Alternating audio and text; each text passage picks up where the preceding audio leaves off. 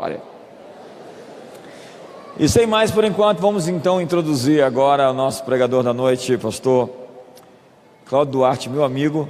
Seja bem-vindo.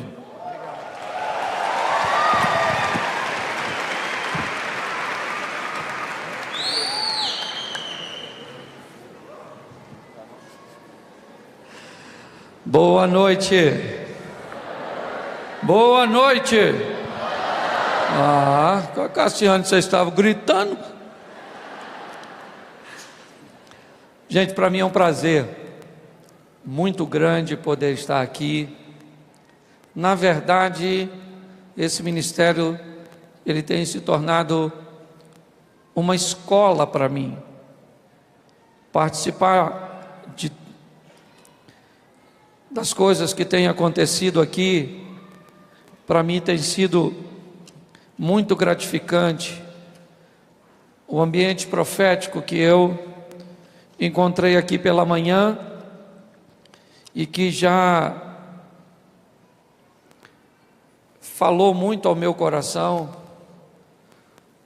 Pela manhã o pastor Fernando Guilherme foi usado por Deus para dar uma direção de algo que eu tenho que fazer em 12 meses. E então foi muito objetivo, foi muito incisivo. E eu tenho aprendido muito aqui com esse povo. Na verdade, a CN acabou se tornando a minha segunda casa, certo? Então, o bispo é alguém que tem exercido uma influência e uma referência muito grande na minha vida e no meu ministério. Eu quero conversar com vocês porque eu procuro simplificar muito as coisas. Então na verdade eu vou transmitir para vocês algumas coisas que eu tenho aprendido aqui, que eu tenho observado e que eu fui incomodado. Eu comecei a adiantar isso hoje à tarde, quando falei ali na feira, mas eu quero dar sequência, e eu preciso que você abra a sua Bíblia, por favor, no primeiro livro do profeta Samuel,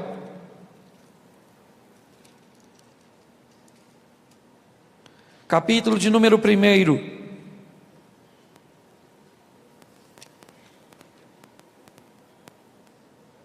Primeiro Samuel, capítulo 1,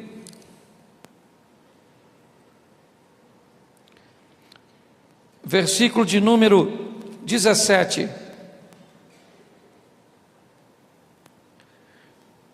Nos diz assim: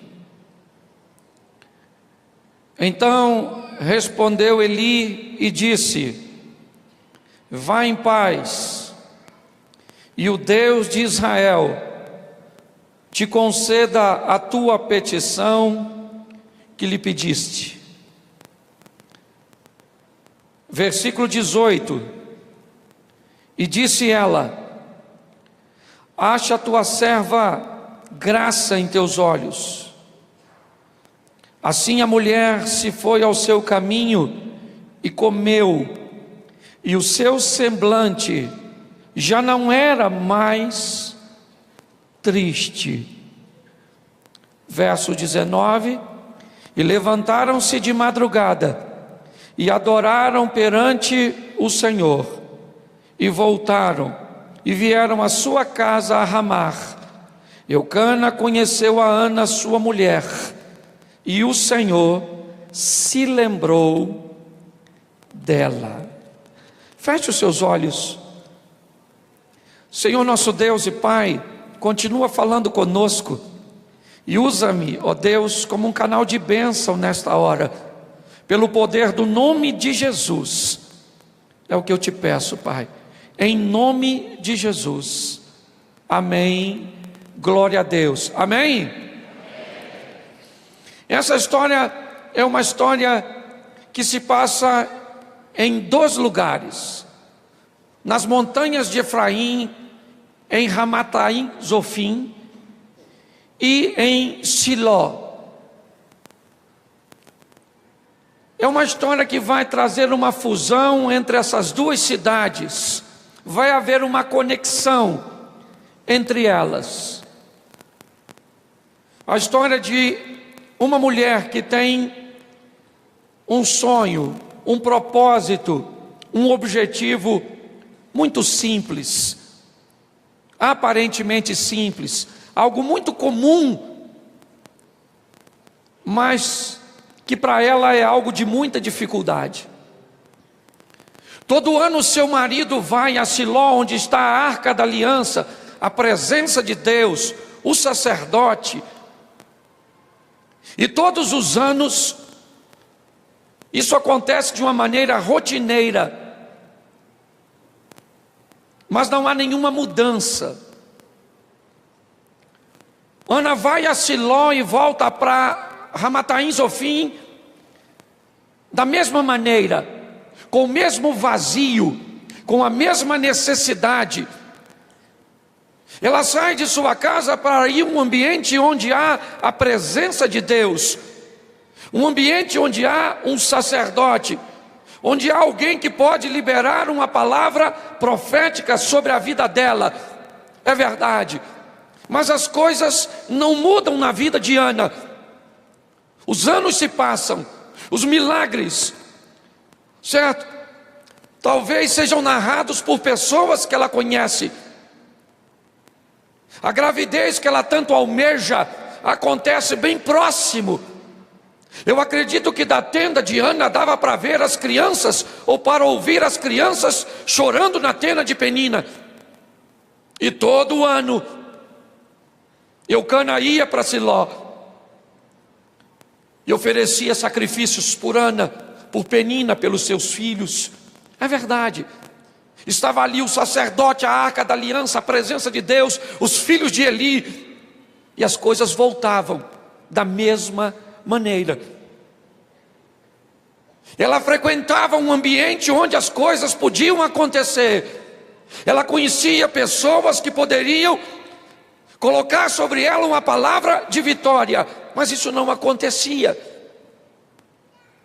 Não havia mudanças na realidade desta mulher. Ela ia em Siló, sim. Ela frequentava o local, mas não havia acontecimento nenhum na vida dela. Todas as vezes que as coisas demoram muito a acontecer, nós temos a tendência de nos tornarmos um pouco pessimistas, desacreditados que as coisas aconteçam. A Bíblia diz que um abismo chama outro, e se um abismo chama outro abismo, uma vitória tem que chamar outra vitória. Ou será que só funciona para coisa ruim? Quando você descobre que você é um vencedor, você já entra numa batalha pensando o quê? Eu vou? E quando você é um perdedor, você entra pensando, mais uma. É para o meu histórico de derrota.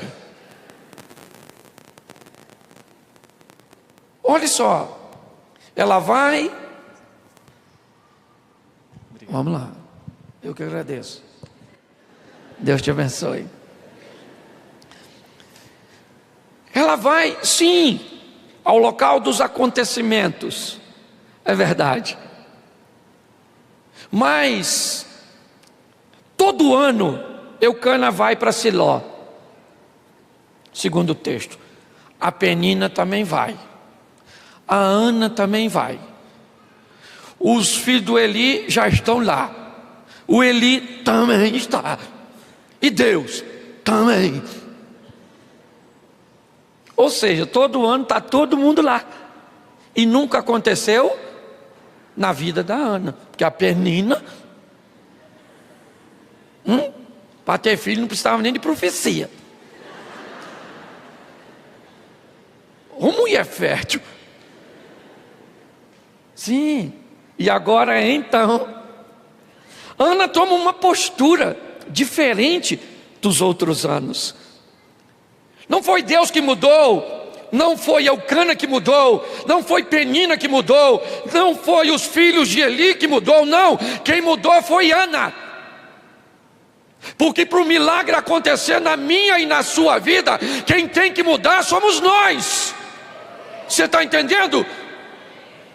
Sou eu que tenho que mudar para as coisas acontecerem na minha vida. Toda vez a mesma coisa. Nessa vez a Ana falou: eu estou cansada disso. E ela diz uma coisa muito interessante. Ana queria um filho, é verdade. Um filho para livrá-la da vergonha de não ter. Ana tinha uma preocupação, é verdade. A de ser uma mulher que não podia gerar. Em todos esses momentos, nada aconteceu porque ela pensava em quem? Nela. O dia que ela parou de pensar, porque quem vai procurar Deus para receber alguma coisa para si mesmo, a probabilidade de você receber é quase nenhuma. Agora, quando você decide procurar Deus para que Ele, aquilo que Ele te der, você esteja disposto a colocar em função do reino dEle, aí a coisa é diferente. Você quer dinheiro para quê? Para você, menino? O que você quer? Você quer para quê? O que você vai fazer com aquilo que vem de Siló? O que você vai fazer com aquilo que Deus vai te dar? É para você, é para o seu benefício, é para te honrar, é para livrar você da vergonha? Enquanto Ana pensou assim, não aconteceu nada. O dia que ela disse: se o Senhor me der algo em Siló, eu vou ter esse algo, eu vou criar um ambiente profético para esse algo acontecer em Ramataim Zofim, mas depois que tiver acontecido lá, eu trago para cá e coloco aos seus pés, ao seu serviço, para te honrar. Ai, o sacerdote Eli olhou para ela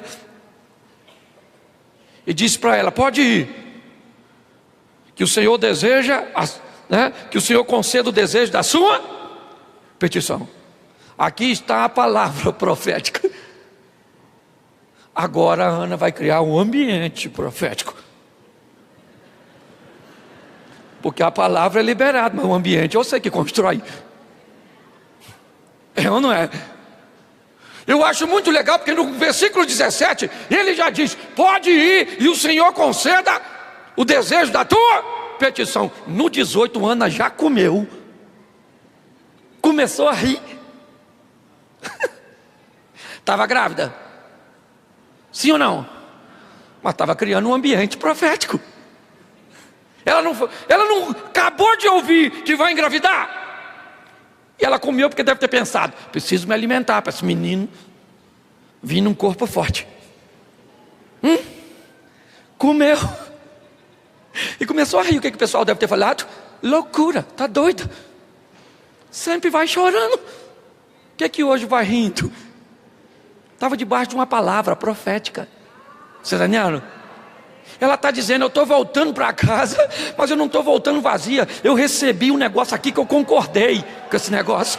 Houve uma aliança, ninguém nunca prestou atenção em mim, e eu estou indo para casa com uma palavra. Olha só, era só uma palavra profética. Pois é, querido, ela é muito pouco para algumas pessoas, mas ela é tudo para outras. Para quem uma palavra profética é pouco, o seu amanhã é igualzinho o seu hoje. Para quem uma palavra profética é tudo, o seu amanhã não tem nada a ver com a vergonha do seu hoje, com as tragédias do seu hoje, com as decepções do seu hoje. Ana coloca um sorriso no rosto e vai para casa criar um cenário profético. Que cenário? Chamar o Eucana. Eucana, menina, vamos lá, garoto, parte para dentro que tem palavra profética. Vem, querido. Eu acho isso sensacional, certo? E olhe bem, ela sai de Siló com a palavra, é o que ela tem. A palavra em Siló já trouxe a ela alegria e apetite. Já mudou a conduta da mulher, a conduta emocional da dona já está. Ela ainda chega, dá uma ajeitada na carcaça, chama o Eucana e cria o cenário. Por que eu estou falando isso? Se ela não se deita com o Eucana, tinha ficado grávida. Mas o sacerdote falou, você vai engravidar. E Ana falou, eu vou, preciso fazer nada. E engravido. Não é assim não, meu filho. Você tem que criar o ambiente. Quando você cria um ambiente e acredita, certo, naquilo que você recebeu. Eu recebi uma palavra profética um tempo atrás, de que eu seria pastor de uma igreja em Xerém. No momento em que recebi, eu era pastor de uma igreja pequena na Barra da Tijuca.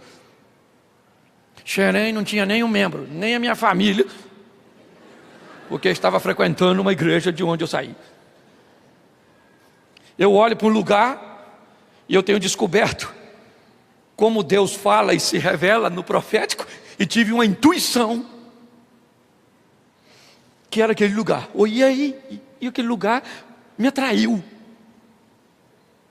Eu comecei a investigar e as portas foram se abrindo, as coisas foram acontecendo. E eu preparei um lugar para 300 pessoas. Tinha quantos membros? Nenhum. As pessoas passavam e diziam, o que vai ser aí? Eu falei, uma igreja. E ela está onde? Era 300 lugar. Eu falei, ela está aí. Ela está aí, ela existe. Está onde? Vocês vão mudar para cá? Vamos dar. E aí eu recebi outra palavra, de que no dia da inauguração ficaria cheia e não iria ficar vazia mais. Agora eu pergunto a você, como é que a gente constrói uma igreja sem dízimo e oferta e investimento? Eu aprendi uma coisa, querido. O propósito vem bem antes dos recursos. Se você está esperando recursos vir primeiro, você não está apto para lidar com Deus, que normalmente Deus dá primeiro a visão, primeiro o propósito, e depois Ele manda os recursos. Você quer ter para fazer? É melhor começar a fazer para ter. Com Deus é assim que funciona. Pastor, mas eu sou conservador, não gosto de trabalhar assim. Então, não dá para trabalhar com o eterno. Porque o eterno é assim. Ele fala para o Elias, você vai lá para o Ribeiro de Querite, porque eu já conversei com os corvos, para levar uma comidinha para tu. Elias deve ter falado, vou morrer de fome lá, conversando com o corvo. Primeiro ele vai, chega lá, ele chegou lá, os corvos já estavam tudo lá. Não, chegou lá, cadê o corvo? Não tinha corvo nenhum, é só você ler. O cara chega lá, nem corvo tem aqui. Aí quem é que aparece? A fome. A necessidade primeiro, os recursos depois. Para que vai aparecer corvo se o cara não está com fome? Para que Deus vai te dar recursos se você não tem propósito? Que história é essa? Quem vive no ambiente profético sempre tem que lidar com a insegurança dos recursos chegarem depois da visão. É assim que funciona. Certo? É isso que nós estamos vendo aqui. A mulher vai lá e cria um ambiente debaixo de uma palavra profética que tranquilizou o seu coração. É assim. Eu acreditei naquilo. E eu falei, também vou fazer a inauguração segunda, terça e quarta. Lugar pequeno. Quero ver se esse negócio vai encher. Segunda-feira eu inaugurei, encheu, acabou a luz. O Marcos Salles estava lá comigo, cantou no escuro. Foi bom. Pensa, terça-feira encheu, quarta-feira encheu, acabou a inauguração. E agora vem domingo. E agora? Domingo estava cheio. E na outra estava cheio. E acabou a luz. Quando acabou a luz, eu falei para a igreja: Deus está querendo nos dar um gerador. Mais ou menos 6 cultos que a gente tinha. O pessoal olhou, gerador. Não encherei em igreja nenhuma, tinha gerador. Por que a igreja vai ter de 3 meses? De 7 cultos.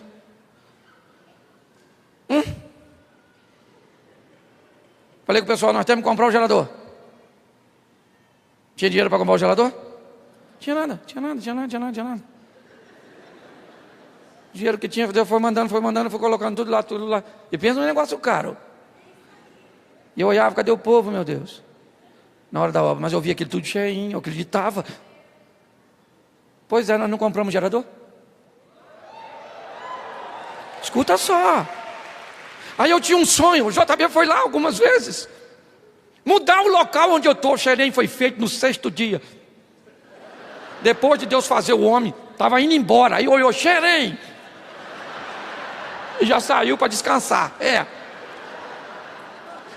Mas é o meu lugar, é a minha paixão. Eu amo aquilo lá. E eu sonhava em ter, e levar cantor, e levar preletor para aquele povo. Eu olhava para os outros, o pessoal falava: ninguém vem aqui não. A Cassiane foi lá.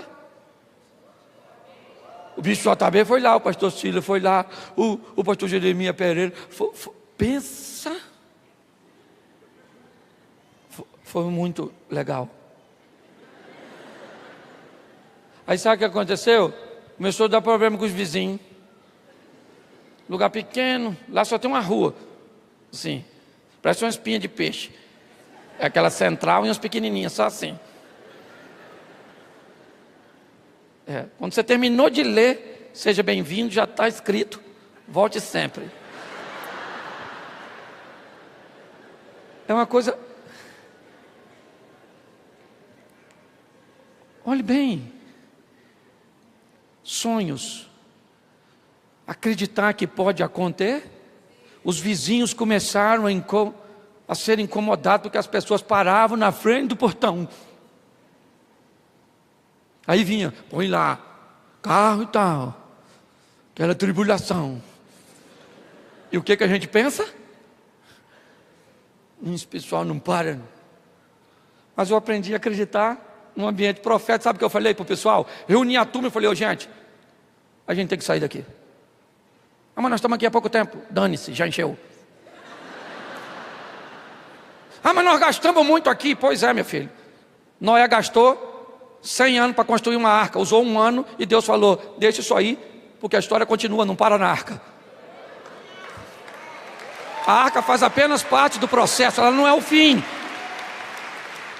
Se você se prende demais àquilo, você não está pronto para encarar a próxima etapa, porque Deus sempre muda a configuração, e quando Ele muda a nossa mente, se atrapalha. A grande verdade é essa. Quando a mudança, é isso, é essa mudança de mente que nós precisamos entender e entender que o profético, ele é muito simples. Me venderam uma ideia de que o profético era um negócio assim. Primeiro, não era para todo mundo, era uma coisa seletiva. Um pessoal assim, com as asas brotando aqui, umas caras feias, e já olhava para você parecendo que está vendo tudo dentro de tu. Não podia rir, não podia usar bermuda, não podia jogar bola, podia nada. E eu não aguentava, era muita pressão para eu ser assim. A Bíblia diz que Jesus morreu para me libertar, mas eu falei: não, tem alguma coisa. Ele morreu para me escravizar, não é possível. Porque às vezes nós vamos ter que romper com os paradigmas. A grande verdade é essa. E me parece que dificultaram tanto as coisas, porque queriam dizer que ela era o privilégio de poucos. E aí o profético vem revelar que o benefício é para quem? Para todo mundo. E os poucos que faziam ficaram muito chateados, Porque se todo mundo faz, tira a popularidade. Como é que todo mundo fala isso? Só eu que faço. Vinde a mim. Sim, essa simplificação, sabe, essa maneira gostosa de aprender a aguardar a sinalização, sabe, de se mover orientado, acreditando que Deus vai agir a nosso favor, é algo magnífico. Mas eu falei isso lá, é essa mudança de configuração que nos atrapalha. Eu aprendi que o ambiente profético, ele vem muitas vezes trazer uma nova configuração, e quando ele faz isso, nós temos um conflito com a configuração antiga, porque queremos, como diz o bispo, colocar Deus dentro de uma caixa. Você quer ver? Deus já falou um montão de vezes com Moisés: se não tiver água, toca na rocha e toma aguinha. Ele toca na rocha, sai água, toca na rocha, sai água. Então, um dia Deus aparece para Moisés e diz: Moisés, fala com a rocha. Moisés falou: toca. Eu sempre toquei, como é que agora vem mudar o negócio? Toco e sai, sempre deu certo. Então eu toco e sai. Mas quando Deus falou, fala, aquilo criou um conflito na cabeça do Moisés. Sempre toquei até hoje, saiu. Agora não quer que eu toque, quer que eu falo. Está mudando as coisas. É porque Deus muda a configuração. Porque Ele é Deus. E é isso que o profético vem nos mostrar, a vontade do eterno. Você está entendendo? O que Moisés fez? Foi lá e falou com a rocha. Muito insatisfeito. Saiu água? Sim ou não? Ele deve ter pensado: quer ver como é que sai? Ó?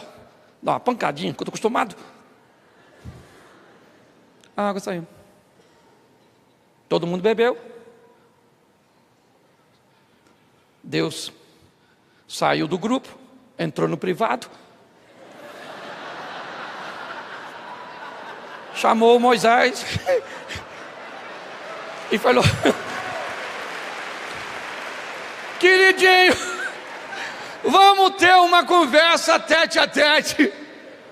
Eu mandei você, foi lá ou tocar? Ele deve ter falado. Mandou falar, mas eu sempre toquei, porque o senhor agora quer quebrar o protocolo? Agora o senhor quer mudar a configuração.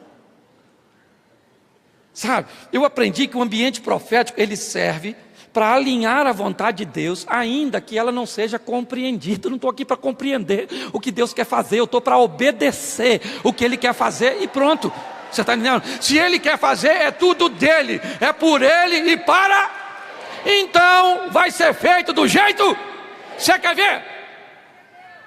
Deus diz assim: os meus planos não podem ser. Os planos de quem é que não pode ser frustrado? Aí você faz plano.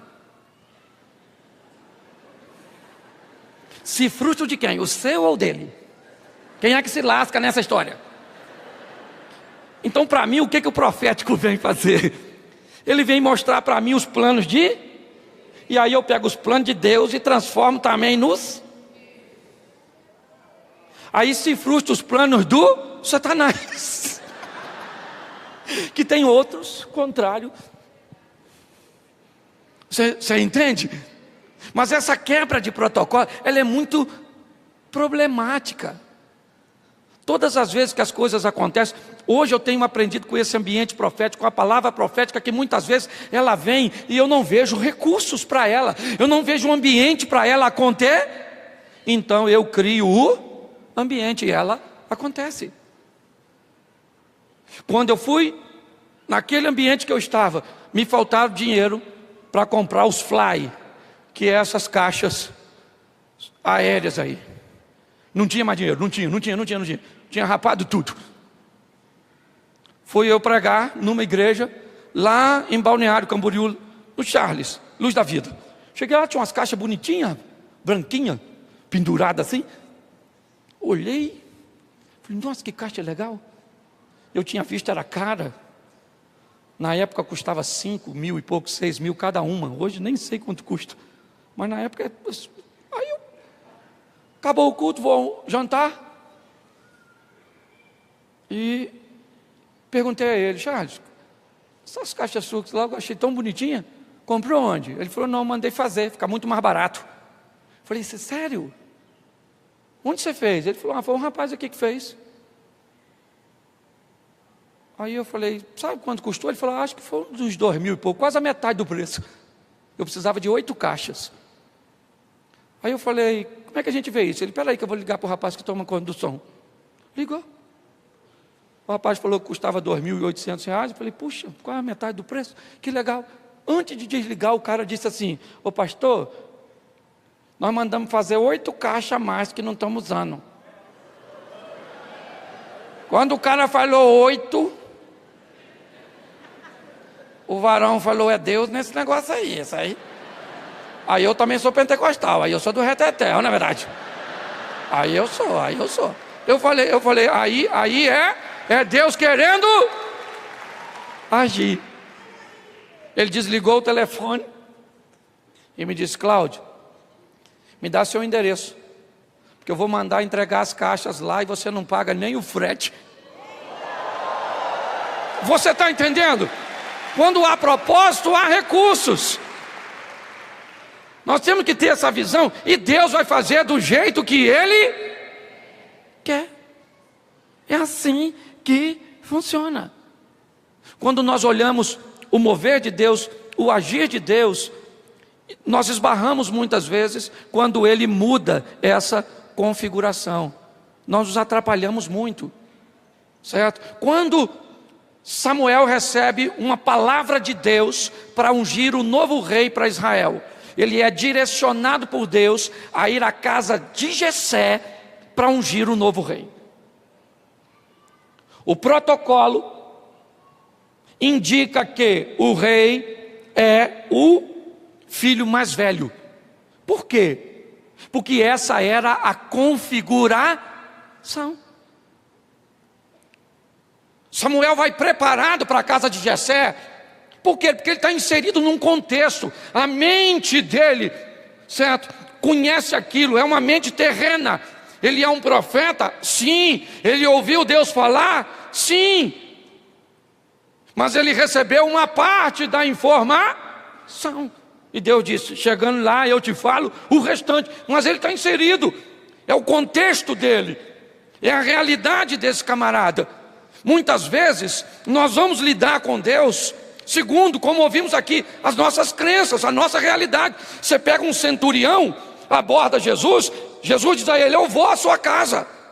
O centurião diz: não há necessidade, eu sou um homem que tenho homens ao meu serviço. Então se eu mando ele ir, ele vai. Se eu mando ele vir, ele vem. E eu sei que o senhor tem anjos, então o senhor manda um anjo lá em casa e está tudo resolvido.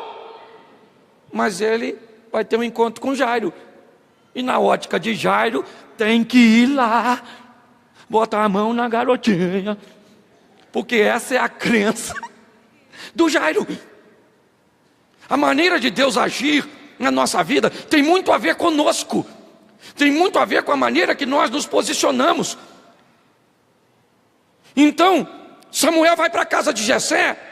Sim, ele tem uma palavra profética, ele cria um ambiente de santificação, é verdade. Mas quando ele chega e vê o primogênito, que na cabeça dele, segundo o protocolo, é daquela maneira,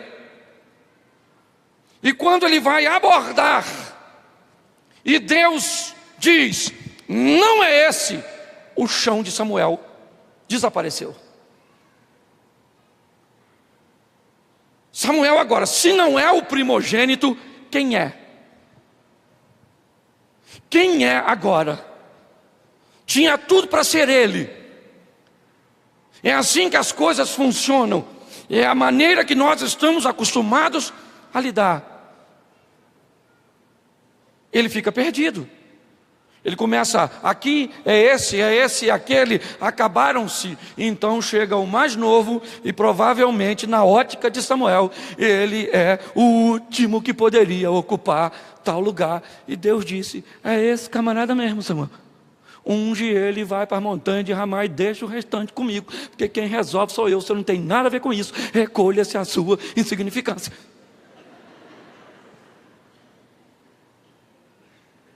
Nós temos muita dificuldade para entender essa simplicidade do mover e do agir de Deus. Por muitas vezes, eu tenho ouvido muito sobre isso, temos feito trabalhos na igreja voltado para isso. E eu aprendi que sabe qual é o grande problema? É que quando as pessoas vão contar suas experiências, elas só contam os resultados, mas elas esquecem de contar o processo. Porque o processo é muito simples, o resultado ele é magnífico, ele é sensacional. Aí o camarada chega e fala assim, eu olhei para ele e eu ouvi Deus, aí eu fui lá e botei a mão e ele ficou curado. Isso é fantástico. Mas tenta me explicar como é que você ouviu, para ver se eu consigo ouvir também. Aí você vai descobrir, quando você vai tentar, as pessoas te explicam o processo, você descobre que começa como nós ouvimos aqui, uma intuição, uma percepção, uma voz, uma imagem que eu vou sinalizando, eu vou obedecendo, eu vou ver se eu avanço, se eu recuo, eu faço um processo investigativo para ver se estou na linha certa. Isso não é falta de fé, não, isso é maturidade espiritual. Eu vou treinando a minha maneira de lidar com essas coisas. O grande problema é que as pessoas normalmente nos contam apenas os resultados maravilhosos, mas esquece de falar a simplicidade do processo. Por muito tempo eu falo de mim mesmo. Quando eu prego, em primeiro lugar, eu prego para mim. Por muitas vezes eu tinha dificuldade de lidar com o Espírito de Deus, com a voz profética, de achar que recursos, eles vão brotar antes dos propósitos. Eu acreditava que as coisas viriam e através daquilo que viria, eu iria fazer. Mas depois eu descobri que eu ia começar a fazer, e à medida que eu ia começando a fazer, Deus ia enviando os recursos, ia falando, ia movendo, ia fazendo, e quando eu via, e as pessoas, uma vez minha mulher, porque a maior profeta da minha vida é minha mulher, ela pode falar comigo coisa que ninguém fala. Às vezes acaba o culto, eu passo por 20 pessoas e as pessoas falam, nossa, você pregou pra caramba. Aquilo não é a verdade. A verdade é o que a minha mulher vai dizer, porque ela pode. Na hora de ir embora ela me diz, eu falo, como é que foi, filha? Ela fala, nem pergunta, que se eu pudesse eu tinha ficado em casa.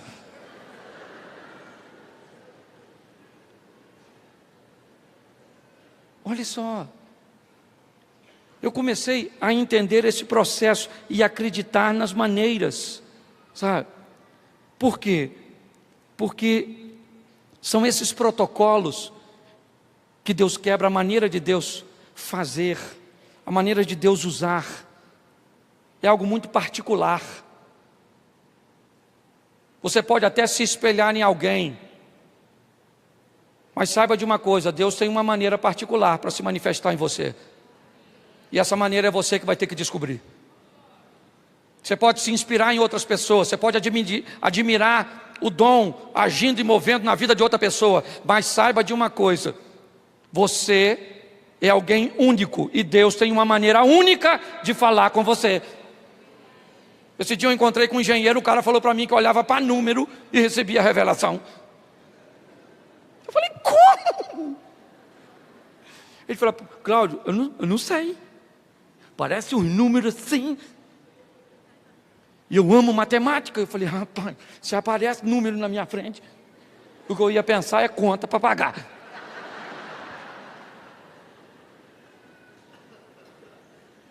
Mas essa não é a maneira que Deus se manifesta na minha vida. Na minha com humor. Esquisito também, acho. O cara falou comigo, o senhor é pastor? Eu falei, sou. O senhor não tem cara de pastor.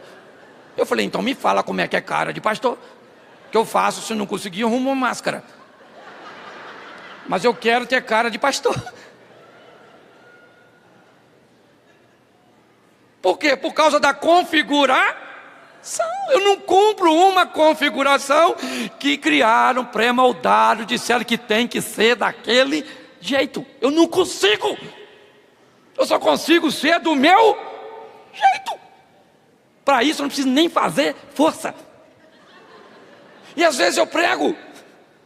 Quem é da CN sabe, eu prego. O pessoal ri. Que se você caçar espiritualidade, você não acha. Na configuração. Cadê gente? Eu recebi uma grande lição do Espírito Santo há um tempo atrás. Eu fui num lugar para dar uma palavra e uma menina estava ministrando no louvor, com uma roupa extremamente indecente. E eu falei assim, meu Deus, que falta de espiritualidade dessa moça com essa roupa. E o Espírito de Deus tocou no meu coração e me deu um impulso tremendo, me dizendo, a falta de espiritualidade é sua, que ao invés de olhar para onde deveria estar olhando, está olhando para outro lugar.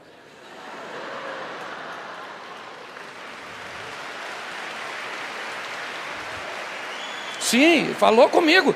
Se tivesse prestando atenção em mim, não estava vendo aquilo. Falei, nossa, que é isso? Precisa ser agressivo, você também não?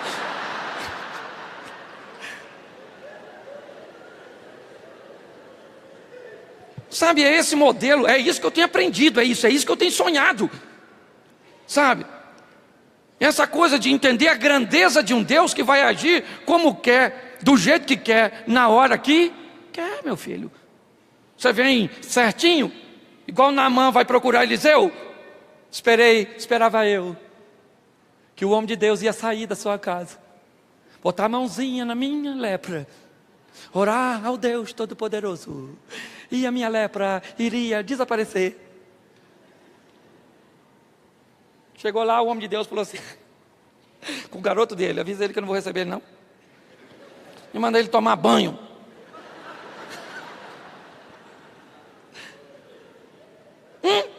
Ele ia embora, porque não era o que ele gostaria de, estava fora do modelo, entende? Então ele fica tristinho, porque Deus não obedeceu às suas expectativas. Querido, não somos, olha só, não é Deus que tem que se enquadrar, querido, somos nós. É ou não é? Quem aqui já não teve num culto que eu estava pregando, nesse ambiente que eu estou falando, todo mundo rindo? Você caça a espiritualidade, você não vê lugar nenhum. E na hora do apelo é o pessoal chorando. E você pensa, gente, que falsidade desse povo, o pastor deu dinheiro para esse povo lá na frente. É esquisito, você acha? Seja franco, sim ou não? Sim ou não? Eu também acho. Você tem toda a razão. Já fui para casa perguntando, Senhor, é assim mesmo? Não tem outro jeito, o outro tem, mas o outro é do outro. Esse é o seu. Você consegue entender? Eu tenho aprendido que eu não tenho que ser mais nada, nem menos nada do que eu vim para ser e para fazer. É só isso. Criar um ambiente que vai mudar a história das pessoas. Não estou pensando em mim. Esse dia eu fui assistir um vídeo meu, não aguentei. Falei, isso é muita palhaçada isso aí. Não aguento ver isso não, que é isso? A pessoa assiste isso? Muita falta do que fazer. Mas é o jeito, é o ambiente que Deus cria. É assim. Se eu achar que não é, eu vou ter problema. É Pedro olhando um lençol vindo com animais, ele diz, ouvindo uma voz, mata e come, e ele diz, eu não vou comer porque são impuros. E Deus diz, cara, não torne impuro aquilo que eu purifiquei. Mas o que Pedro estava vendo? Algo que estava fora da caixinha que ele foi criado. algo que estava fora do padrão, que enfiaram ele ali e disseram: Deus só age desse jeito, Deus só fala desse jeito, Deus só se manifesta desse jeito. Não, querido, Deus se manifesta quando eu o obedeço. Pronto, eu estou em obediência, dane-se. Estou ali para fazer o que ele, e preste atenção, nem sempre resultado é sinal de que você está aprovado para fazer. Fique de olho nisso. Tenha sensibilidade no espírito. É ou não é? Saul está num local. Davi recebe uma palavra dos homens que estão com ele. O Senhor, em letra maiúscula, os homens estão dizendo: o Senhor entregou o teu inimigo nas tuas, vai lá e mata ele. Você tem que ser sensível para entender quando o protocolo ainda não mudou.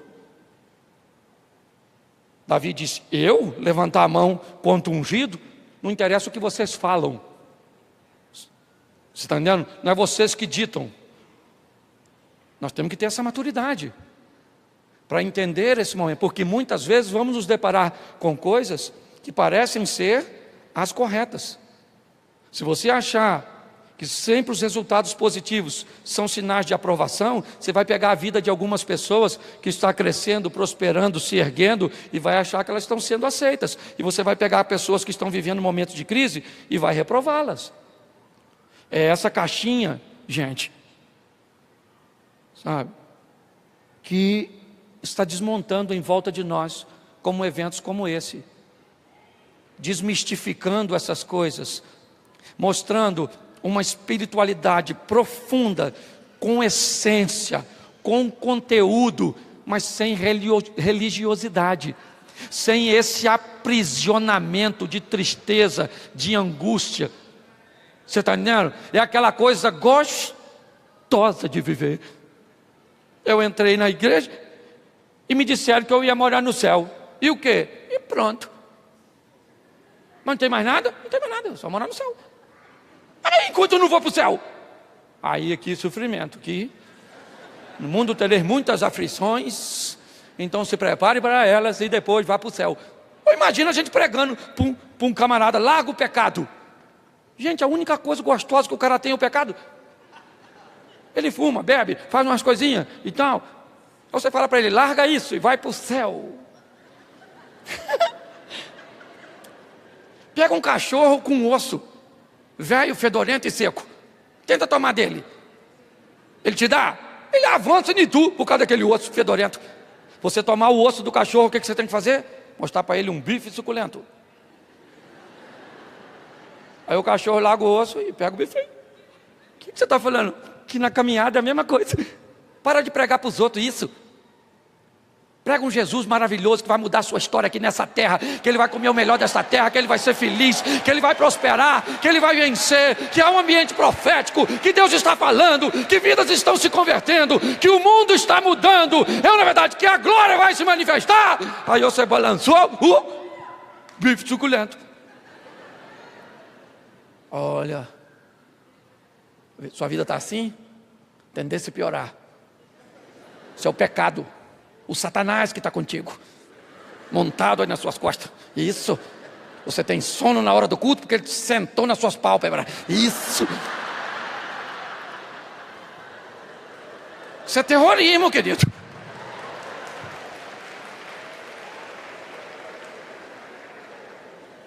Ó, me perdoe. E eu tô... Ué, aumentou aqui? Mas eu tô acabando mesmo. Já falei isso umas 10 vezes, né? Ah, vem aqui falar, já falei isso. Eu preguei. Amanhã eu ainda prego 2 vezes. Estou pregando tanto que esses dias, bispo, cheguei em casa, olhei para minha mulher e falei: abra sua Bíblia em Mateus capítulo 5. Minha mulher falou: você está em casa. Falei: então vamos apenas cantar um hino, não é verdade? Mas é essa coisa gostosa de um evangelho. Gente, Nós já ouvimos aqui, o Evangelho é boa notícia. Em Cristo somos mais do que vencer. Isso, o diabo já está debaixo do nosso. Deixa eu te explicar uma coisa. Deus não vai diminuir o diabo para colocar debaixo do seu pé. Deus vai aumentar e fortalecer você, para você colocar os pés sobre ele. Você está entendendo? O resultado é o mesmo, mas a metodologia é diferente. Então sai daqui para contar para os outros boas coisas. Estamos vivendo um ambiente profético. Deus está falando, Deus está fazendo. Você escutou aquela história aqui do Levi? Gente, eu não sabia de nada daquilo. Você sabia? Não sabia não. E Deus está fazendo assim. O pessoal estava falando que lá fora estava muito ruim, não acontecia nada. Está tudo andando para trás. Diz que um caranguejo estava dominando. E o camarada vem aqui, joga tudo por terra e diz que Deus está falando, e tem 30 mil ali, 50 mil. E eu estou falando, gente, eu não acreditei, eu não parei para pensar. Eu acreditei nos navios. Com 1 milhão e pouco, quando eu olhei, eu nem fiz os cálculos para ver se cabia, se não. Mas quando eu olhei, eu falei, gente, há muita gente vindo para cá. Mas eu nem fiz as contas. Porque às vezes o jumento não está tão longe de nós, não é verdade? Você pode estar rindo de você mesmo. Como eu estou de mim. Então vamos olhar para as coisas boas, porque é isso que o Evangelho veio trazer. Eu estava perdido e fui achado. Eu estava morto e hoje eu revivi. É uma verdade. Não tinha chance nenhuma para mim. E hoje meu nome está escrito no livro. Isso. Mas enquanto você não for para lá para chamar seu nome, você foi lá, eu que mesmo. Para lá, né? Pois é. Você arrebenta aqui. Arrebenta. Casa vai ser feliz, tenha filho, trabalhe, prospere, faça tudinho. E quando você morrer? Aí deixa tudo, porque ninguém leva nada. Por isso que você ganhar aqui é bom gastar bastante. E depois que você morrer, sua mulher vai gastar com outro. Estou falando sério, gasta mesmo. O outro não tem pena do que você juntou, não. Então vai se divertir. Você pode ficar de pé, porque eu já estou até passando o horário aqui. Vem aqui pregar 1 hora e pouco, vem aqui. Feche seus olhos.